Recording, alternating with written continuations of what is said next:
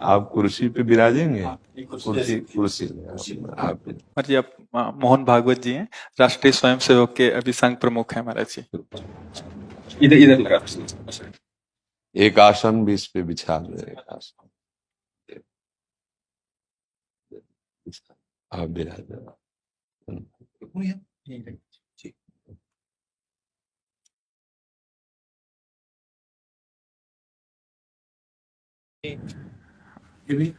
हाँ, पहना दीजिए। राधा राधा दे दे। इधर दीजिए। आप विराजिए। माला ऐसे रहने दीजिए, बैठ हम जाइए। अपनी शिव जी को प्रणाम करें। और किसी को कुर्सी की आवश्यकता हो तो मंगा लें, अगर जमीन में बैठना है। बैठ जाइए। मेरा ही केवल घुटने का जरा है जी महाराज जी, बस दर्शन करने थे। आपकी बात वीडियो पर सुनी तो लगा एक बार देख लेना चाहिए। चाह मिटी चिंता गई मनुआ बेपरवाह, ऐसे लोग कम देखने को मिलते। देखो, अपने लोगों का जन्म जो भगवान ने दिया है ना, ये सिर्फ सेवा के लिए दिया है। व्यवहारिकी सेवा और आध्यात्म की सेवा, ये दोनों सेवाएं अति अनिवार्य हैं। केवल व्यवहारिकी सेवा ही होती रहे, हम अपने भारतवासियों को अगर हम परम सुखी करना चाहते हैं तो केवल वस्तु और व्यवस्था से नहीं कर सकते, उनका बौद्धिक स्तर सुधरना चाहिए। आज हमारे समाज का बौद्धिक स्तर गिरता चला जा रहा है, बहुत चिंता का विषय है। हम सुविधाएं दे देंगे, हम विविध प्रकार की भोग सामग्रियां दे देंगे, लेकिन उनके हृदय की जो मलिनता है, जो हिंसात्मक वृत्ति है, जो अपवित्र बुद्धि है, ये जब तक ठीक नहीं होगी तब तक हमारा देश धार्मिक देश है, हमारे यहाँ धर्म की प्रधानता है। तो इसी बात को बार बार हम सबसे निवेदन करते हैं कि ये जो हमारी नई पीढ़ी है, इसी से हमारे राष्ट्र की रक्षा करने वाले प्रकट होते हैं। जो विद्यार्थी जन है, उन्हीं में कोई एमएलए बनता है, उन्हीं में कोई सांसद बनता है, उन्हीं में कोई मुख्यमंत्री बनता है, उन्हीं में कोई राष्ट्रपति या प्रधानमंत्री उन्हीं में अपने लोग भी सब थे।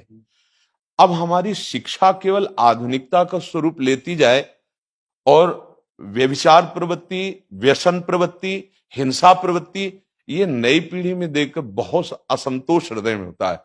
इसीलिए कितनी भी शरीर में पीड़ा हो, हम प्रयास करते हैं जितने से जितने सामने हमारे भगवत स्वरूप जन आते हैं, पहले बुद्धि शुद्ध होनी चाहिए। मय्ये वो मन आदत्स्व मई बुद्धिम निवेश है, तो निवशिष्यति मय्ये व अत ऊर्ध्वम न संशया, तू मेरे में ही निवास करेगा, अर्थात भगवदानंद में। अविनाशी जीव कभी भोग विलास में तृप्त हो ही नहीं सकता। हम अगर अपने राष्ट्र की विशेष सेवा, तो हमारे धर्म का परिचय, जैसे आप जन करते हैं, धर्म का हमारा क्या स्वरूप है, हमारे जीवन का लक्ष्य क्या है। हमें जितना राम जी प्रिय हैं, कृष्ण जी प्रिय हैं, उतने भारत देश हमारे लिए प्रिय है। जैसे राम भक्त कृष्ण भक्त, वैसे हमारे भारत देश का हर जन जन हमारा आदरणीय और पूजनीय। पर अब जो मानसिकताएं बन रही हैं, वो हमारे धर्म और हमारे देश के लिए लाभदायक नहीं होंगे।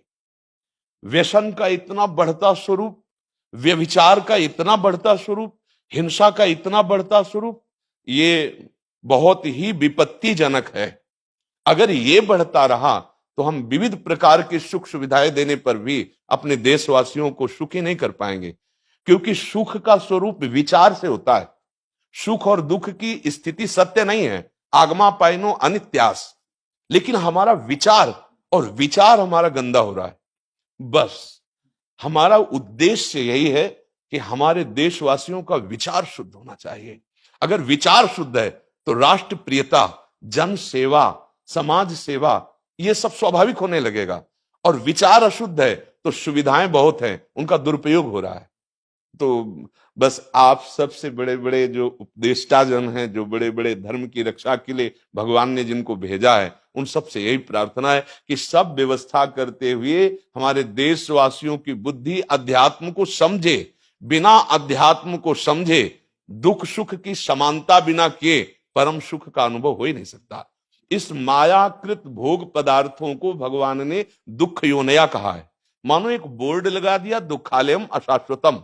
और हम सब यही चाहते हैं कि लौकिक भोगों को भोगने से ही हमारा राष्ट्र सुखी हो जाएगा या हम सुखी हो जाएंगे। नहीं, लौकिक भोगों को पूजन सामग्री बना करके और साध्य सच्चिदानंद प्रभु को रखा जाए तो आनंद की उमंगन हो जाएगी। बहुत सुंदर मानव जीवन का स्वरूप है, जिसे देव दुर्लभ कहा गया। दुर्लभो मानुषो देहो। लेकिन क्या दुर्लभता शब्द स्पर्श रूप रस गंध इन्हीं विषय के भोगने की या इन्हीं सुविधाओं के लिए दुर्लभ कहा गया? दुर्लभ है किसी सच्चिदानंद सुख के लिए। और उस सुख को तो हम भूले हुए, एकदम बहते हुए शब्द स्पर्श रूप रस गंध के प्रवाह में चले जा रहे हैं और इसी को सौभाग्य समझ रहे हैं कि हमें सुख प्राप्त हो रहा है। नहीं, हम सबसे प्रार्थना करते हैं कि आप अपने धर्म को समझिए। आप अपने स्वा को जहां जहां स्थापित करते चले जा रहे हैं, आप उसे गंदा करते चले जा रहे हैं। मदिरा में, हिंसा में, द्यूत कीड़ा में, बेविचार में, इसे दोष नहीं समझा जा रहा आज। और हमारे शास्त्र और हमारा धर्म इसको निषेध करता है। कलयुग की स्थिति बताई गई है। छोटे छोटे बच्चे व्यसन करने में लग गए। आज स्कूली विद्यार्थी जिनको ब्रह्मचर्य से पुष्ट होना चाहिए, वो ब्रह्मचर्य नष्ट कर रहे हैं। ये बड़ा चिंता का विषय है। हमारे देश के लिए जो जवान चाहिए, हमारे देश के लिए जो भक्ति चाहिए, उसमें बुद्धि और शरीर बल दोनों होना चाहिए। शरीर बल क्षीण हो रहा है क्योंकि व्यभिचार प्रवृत्ति में बहुत कमजोर अवस्था में, जैसे गेहूं की फसल है और गलेथ में काट ली जाए तो न दाना मिलेगा न सही भूस मिलेगा। ऐसे ही 20 वर्ष की अवस्था तक यदि ब्रह्मचर्य नष्ट कर दिया जाए तो वो गृहस्थ के योग्य में नहीं रह सकता। राष्ट्र सेवा की क्या बात है। हमारे राष्ट्र सेवा के लिए बहुत विशाल हृदय की आवश्यकता है। हमारे शरीर को बहुत स्वस्थ रखने की आवश्यकता है। तभी हम समाज